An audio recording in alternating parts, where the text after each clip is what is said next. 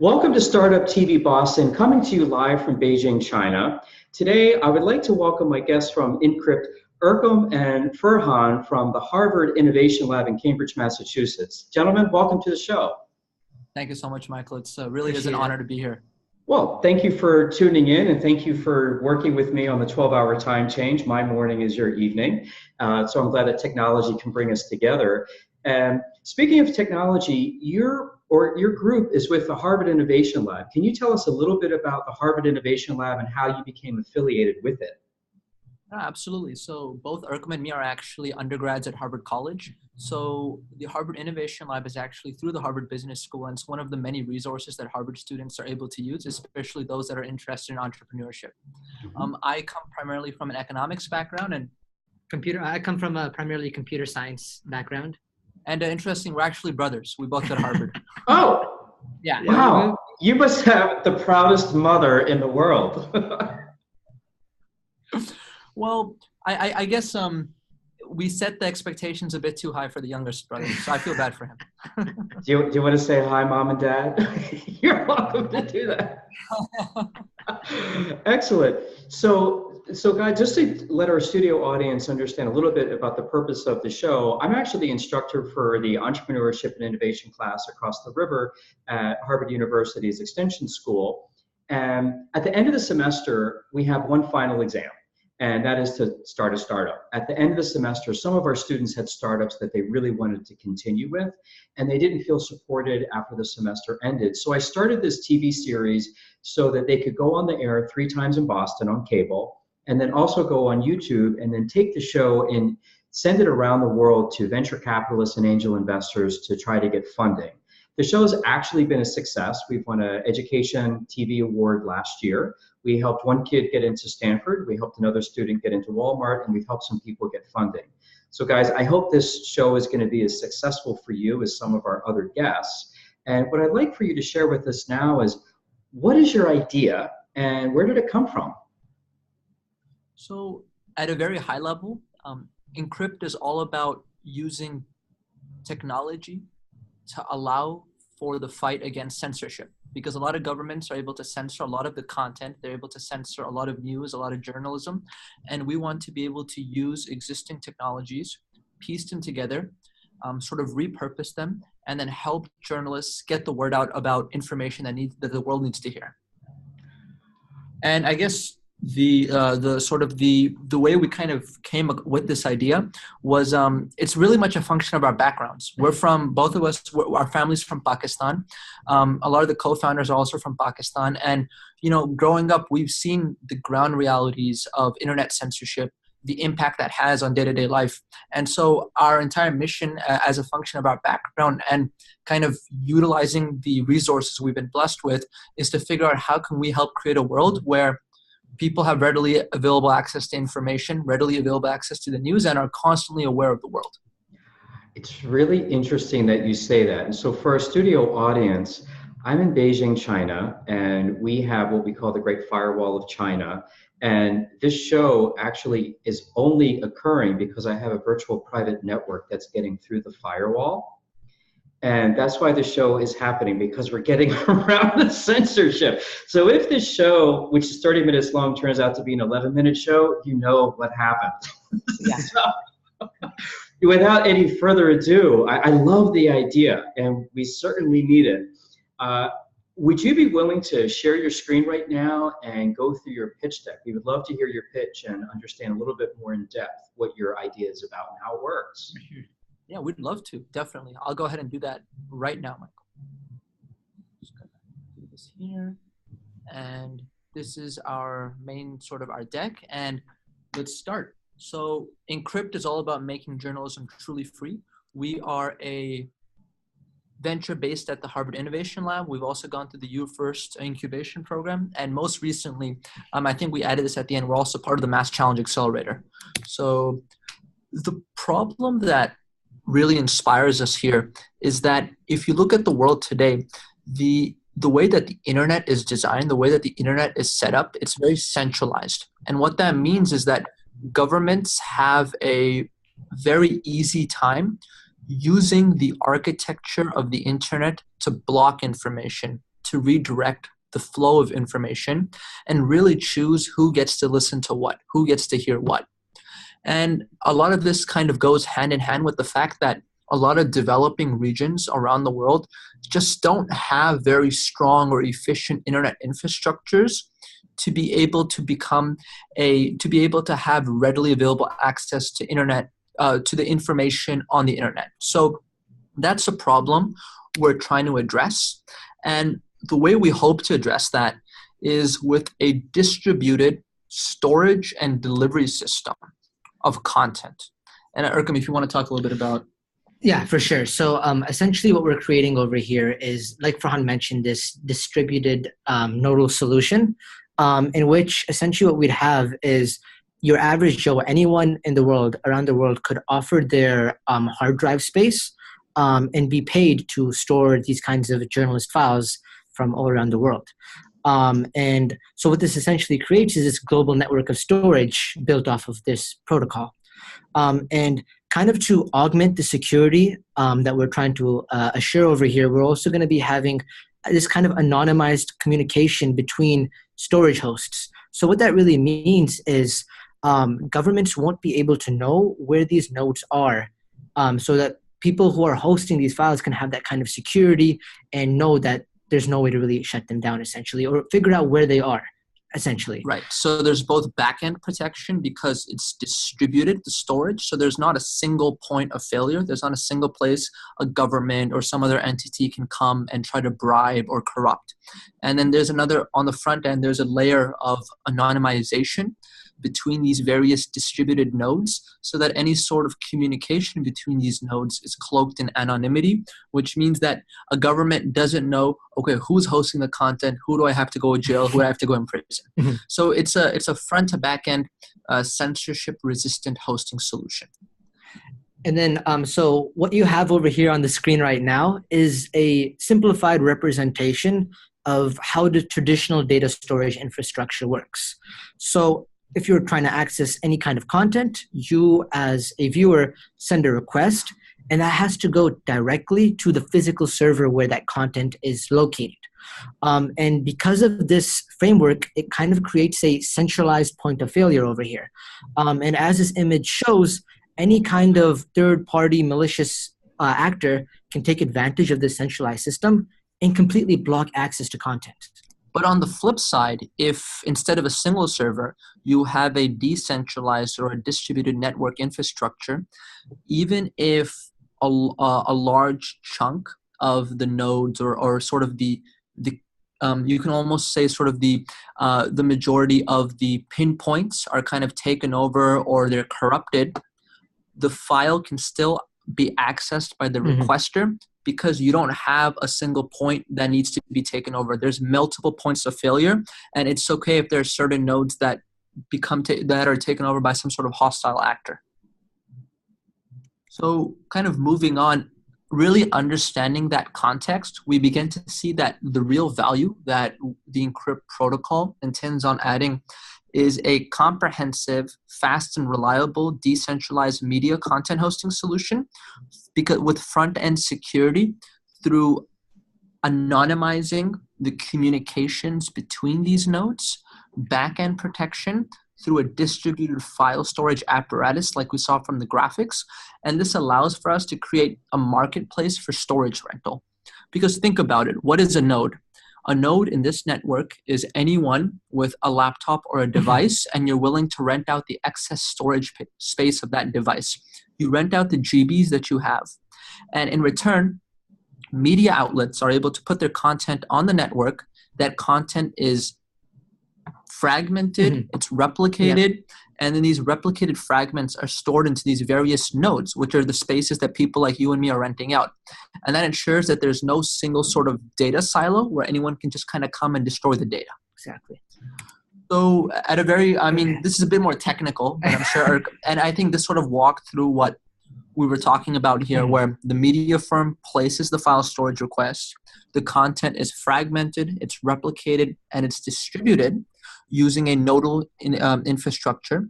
These transactions are timestamped on a blockchain. No, exactly. So this high-level architecture what we have over here as Farhan was saying, once these files are sent out and they're replicated and distributed, we essentially what blockchain will be used for over here is kind of a monetization structure, essentially. So we'll have proof that X sent a file for Y to host, and it'll be out there for anyone to be able to view that this transaction happened and confirmed and verified. And then from there, once that file is stored, from the viewer's end, what's happening is the content is retrieved from the viewer. It's basically that request is sent over. There's a content delivery network. These nodes will be functioning much like a swarm, kind of like how insects, bees function as almost like these parts working as a brain together to work together. And from there, those files will be delivered and repackaged so the viewer can view. And also, one thing that this picture is kind of missing is that we mentioned earlier is that there's anonymization from both ends. And what does that mean that there's anonymization from both ends? Basically, from the publisher's perspective, he has this security knowing that I can opt to have this anonymity where no one knows who is the one posting this for security reasons. And then from the viewer's perspective as well, he can make it anonymized so that he can't be tracked, so no one can track who the viewers are, just like we were talking about earlier, kind of like a VPN, essentially. That's exactly right. And beyond simply providing censorship resistance, an important aspect to understand is there are several ethical challenges that present themselves here. We don't want to be known as the next hub for child pornography. We don't want to be sort of known as the next hub for unethical content. But then the question becomes, who gets to decide what's ethical and what's not ethical? And what we believe is that journalist-led think tanks and nonprofits should be able to have administrative nodes where they actually get to monitor the content and they get to vote. If a certain piece of content is flagged, they get to decide whether it's ethical to be hosting or not. So it's journalists policing journalism. And what that means is it sort of adds another degree of professionalism to the field, because what's a profession? It's when people of a particular skill set critique each other, because that's what peer review is all about. So we're creating a system where, yes, we don't allow for government or any external actor censorship, but we still provide an apparatus where journalists, the practitioners of the industry itself, can come together and kind of form a code of ethics behind what is ethical, what is not. Essentially giving agency back to the journalists so they can decide what journalism should really be and is about. Exactly. It's the ultimate empowerment of the content creator. And, just to really understand the scope of what we think the impact of this technology can be, it's important to know that over 2/3 of the globe's population actually lives under regimes of government censorship. And if you just I know the map is a little bit small, but these are locations of Amazon Web Services proxy servers. And if you realize, and this is actually very representative of also sort of the infrastructural layout of Microsoft Azure or even Apple iCloud, where large chunks of the developing world, such as South America, Africa, and large parts of Central Asia and East Asia actually lack cloud computing infrastructure. But with Inkrypt, anyone can sign up to be a node in any geography and sort of begin to fill that role without having to wait for some sort of centralized corporation to come in and set up a proxy server. So what we see over here is kind of what the current existing solutions are. So as Farhan mentioned earlier, first and foremost, you have services like Amazon Web Service or Microsoft Azure. The issue first and foremost with these services is that they're centralized. And so because of that, they lack any kind of distributed storage solution. They don't create this kind of marketplace for storage rental that can really benefit the economy and kind of put this kind of storage market out there. And another issue that they have is they don't have the kind of content addressing backed up with anonymization to really provide security. And lastly, they don't have the advantages that content governance can provide, which Farhan was mentioning earlier. What it's really doing is it's kind of the definition of professionalism, allowing journalists to police what journalism is. Right. Our mission, our point here isn't to belittle these organizations. These Amazon and Microsoft are very, very good at what they do. They have very comprehensive solutions, but it's just that when it comes to understanding the plight of journalists, the plight of the freedom of information, these entities have been complicit in the past with sort of government demands for censorship. Mm-hmm. And we believe that a distributed solution gets rid of the economic pressures that cause a lot of these centralized entities to acquiesce to governmental demands. Exactly. And so that brings us to the current distributed solutions that exist right now. And so Filecoin, SIA, these are some of the first ones that come to mind.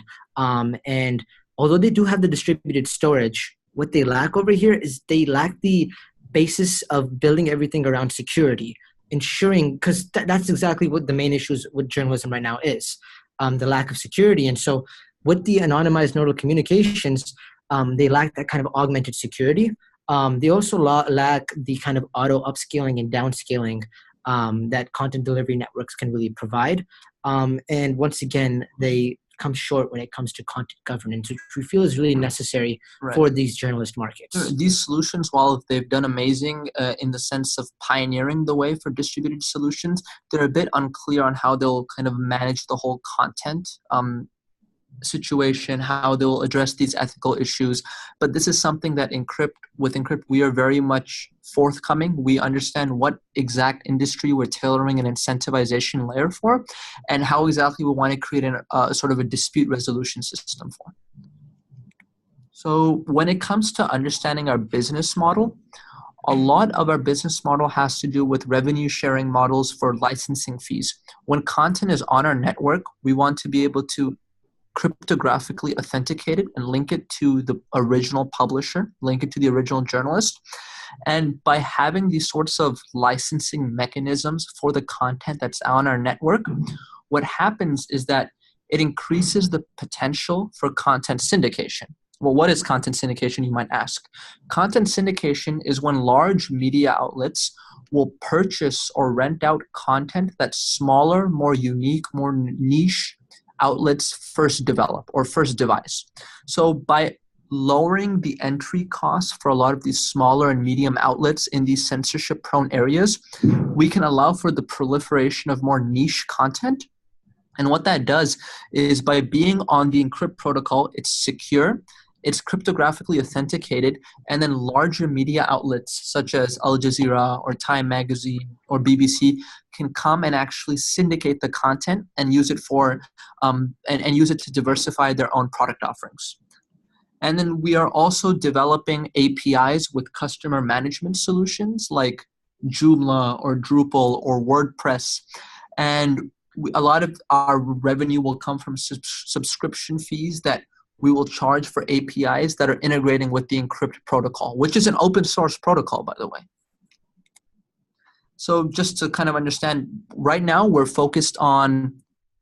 almost finished developing our MVP, and we're just about to deploy it. And that's probably one of the biggest challenges that we'll get into.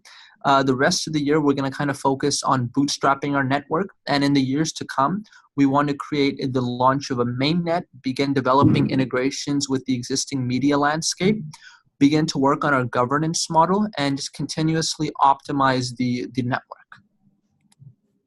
And here we come to the MVP that Farhan just mentioned.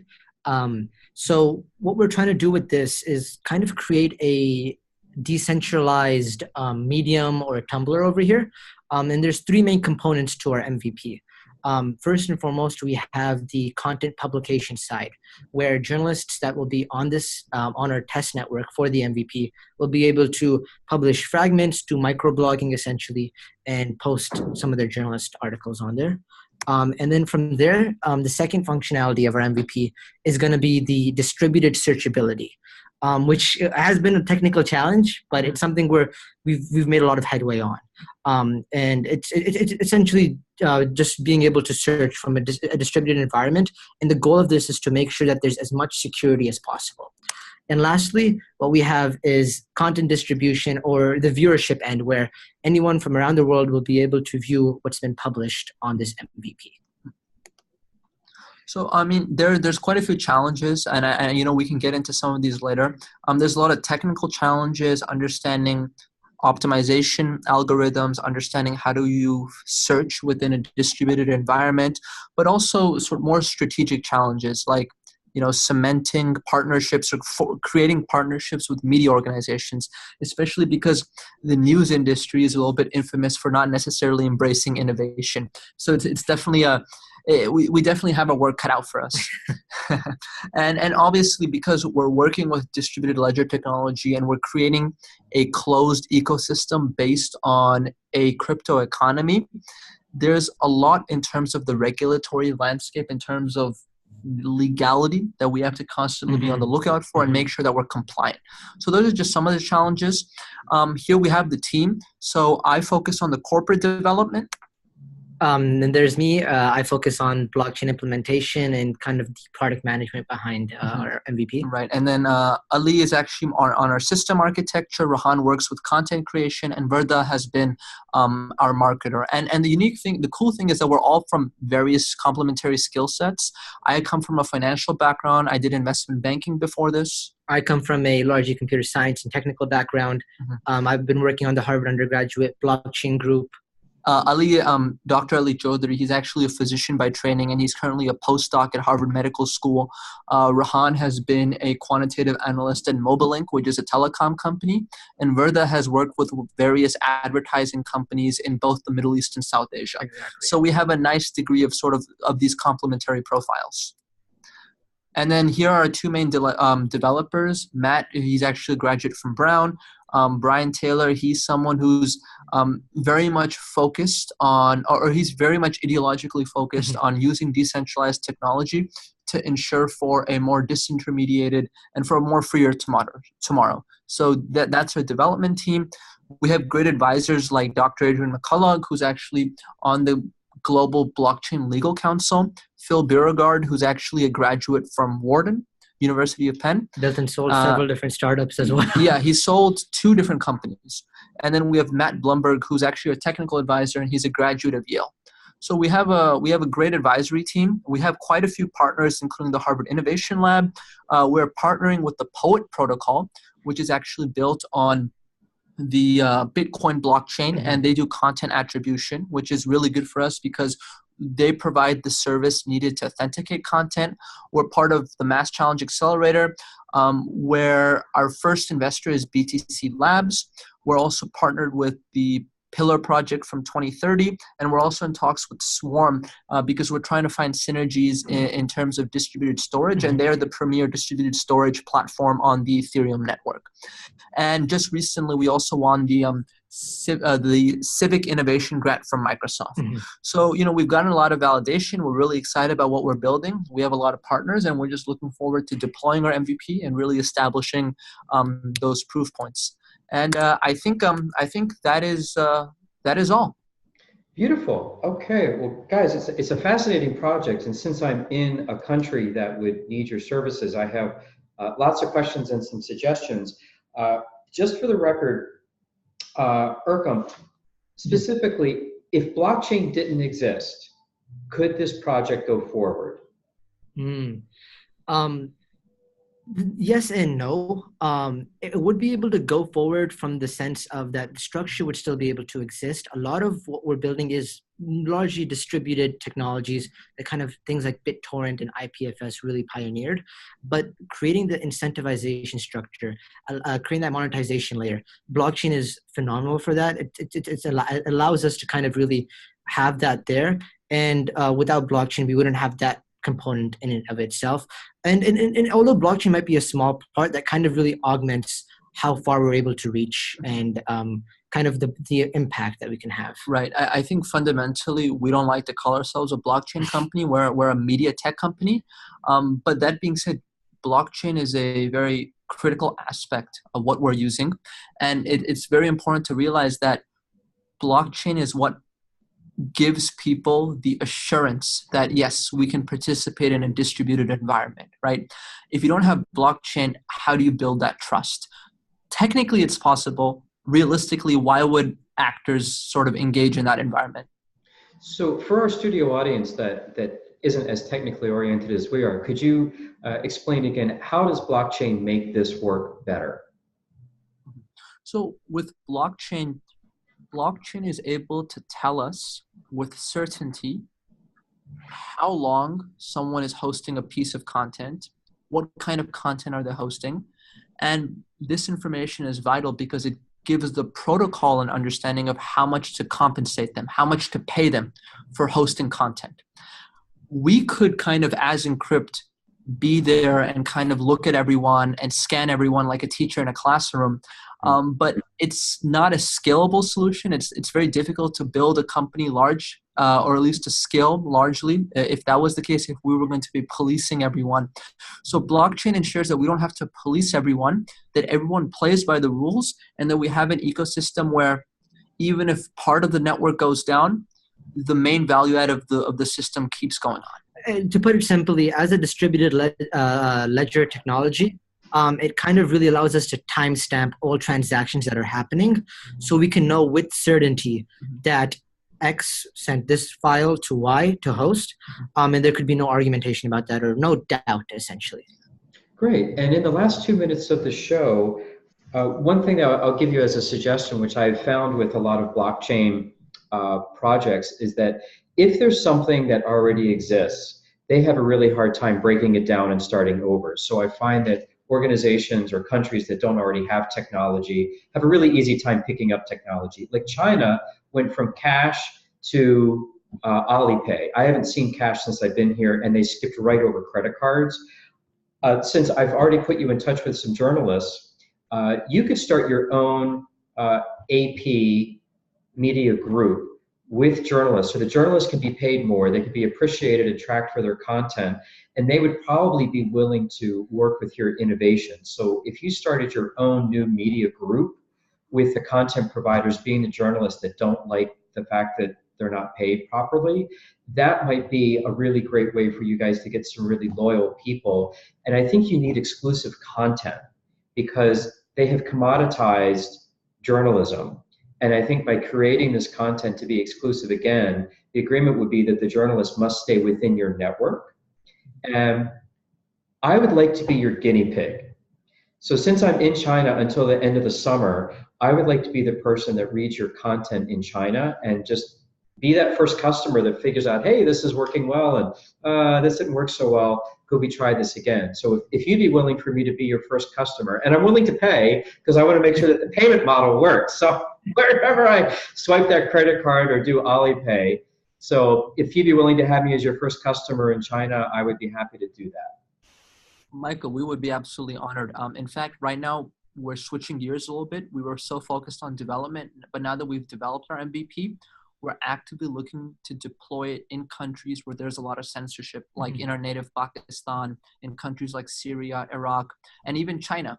And with the MVP, though, you won't have to pay anyone. We do want to make sure it's a sustainable model, but the main point with the MVP is that we want to establish proof points that, yes, within a limited environment, we can use technology to get eyeballs on content that otherwise wouldn't have that sort of visibility. Great. Well, I'm your guy in China. And gentlemen, we're out of time. Thank you so much for being on the show. I'd like to have you back again for a deeper dive so that we can get into some more technical stuff. But thank you so much for being on the show. And everyone in China, America, and Harvard iLab, we will see you next time. Take care, everybody. Thank you so much, everyone. Appreciate it. Thank you so much.